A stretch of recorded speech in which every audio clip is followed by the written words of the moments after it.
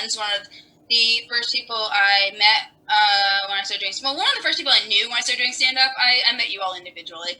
But she's a great friend. She does stand-up, she does improv. She really is a woman who does it all. We're getting started with Stacey Axler. That was the nicest introduction I think I've ever heard. Thank you so much. And thank you for putting this together. It's really nice to see all of you, even though we're not in the same room. It's nice to see all of your faces and know that you're doing well.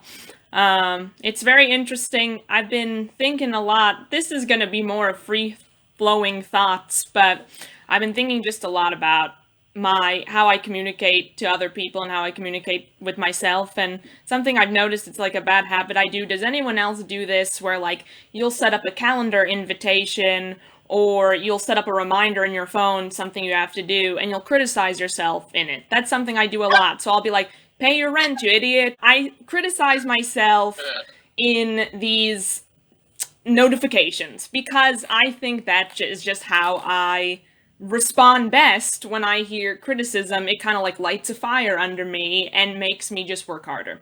So I say all that to say, back in February and March, I was like, I'm gonna have a lot to do later this month and in April. Like, I'm in my friend Mercedes' wedding, and I just had like a lot of different things going on. So I set up all of these like calendar notifications because I realized that my life was like a little bit like in shambles. And I just wasn't as organized as I wanted to be. And then this whole situation happened and I forgot to delete all of the notifications I set up. So now like every 3 days I get a notification being like, don't forget to go to Mercedes' house for a bridal shower, you idiot. And I'm like, shut up, phone. I don't know what else to say at this point. Like, I set up all these notifications in vain. Something I've noticed that I need to get better at is managing my expectations. So I'm very bad at managing expectations. So what do I mean by this? Well, I love, in theory, taking care of people. Maybe you do too. So something I really, really liked when I was younger, and even now as an adult, was playing The Sims. And I didn't just like playing The Sims. Like, The Sims at one point became really the only thing I was waking up to do was making sure that my Sims were okay. And it got to the point where I took actual currency from my wallet and I bought simoleons, which is Sims currency, if you didn't know. And I did it to buy a mansion for this particular Sims family I was really fond of. And in retrospect, I'm like, wow, that was a really dumb thing for like a 20-year-old to do. But I mean, that's in the past, that was years ago. I say that all right now because I realize like one of the reasons why I did that is because I just love, in theory, taking care of other people. Even if those people don't exist, I think I just like taking care of them. I recently downloaded this game on my phone called Mr. Fish, where the whole premise of this is that you take care of a fake fish. And you have to help it navigate through like a sewer system at one point, and you feed it and you make sure its water is clean. And I am upset about, because here's the thing, I can't delete the game because I don't want to delete Mr. Fish, even though I know he's not a real fish.